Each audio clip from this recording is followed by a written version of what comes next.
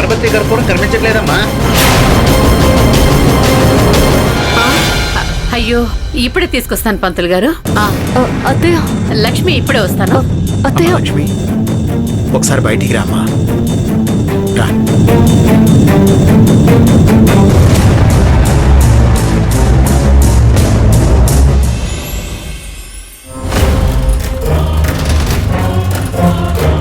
చెప్పమ్మా లక్ష్మి, ఏ నిజం చెప్పాలనుకుంటున్నావు?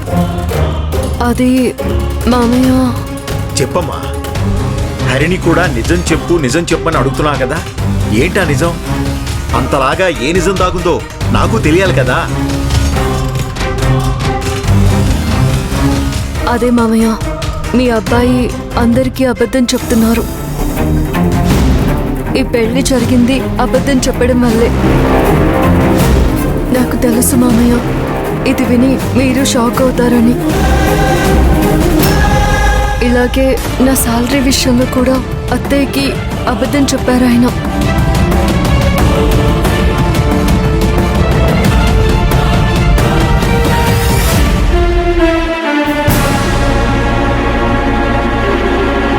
నాకు ఈ విషయం ముందే తెలుసమ్మా.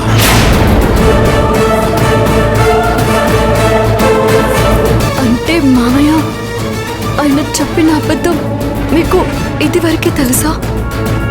అవునమ్మా, మీకు సొంతిల్లు ఉందని కూడా హరి అబద్ధం చెప్పాడని తెలుసు.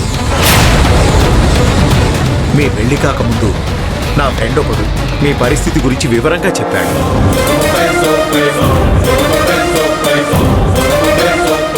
ఏంటి, మీకు నిజం తెలుసా? తెలిసి ఇలా సైలెంట్ గా ఎలా ఉన్నారు మామయ్య?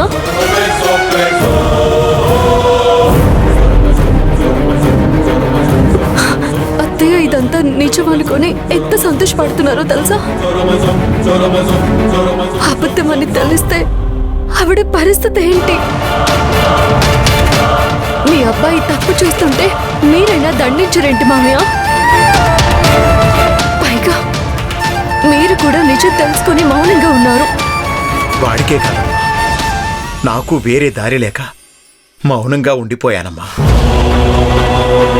అమ్మా లక్ష్మి, జీవితంలో తప్పుల కంటే మంచి జరగడం ముఖ్యం. నిన్ను చూడగానే నా కొడుక్కి తగ్గ కోడలు అనుకున్నాను. నీలాగే మా అబ్బాయి కూడా ఎప్పుడూ అబద్ధం చెప్పేవాడు కాదు.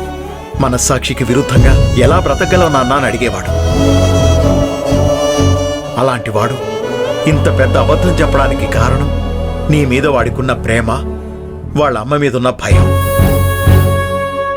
అవునమ్మా, మీ అత్తయ్యకి ఈ ప్రపంచంలో అన్నిటికన్నా డబ్బే ఎక్కువ.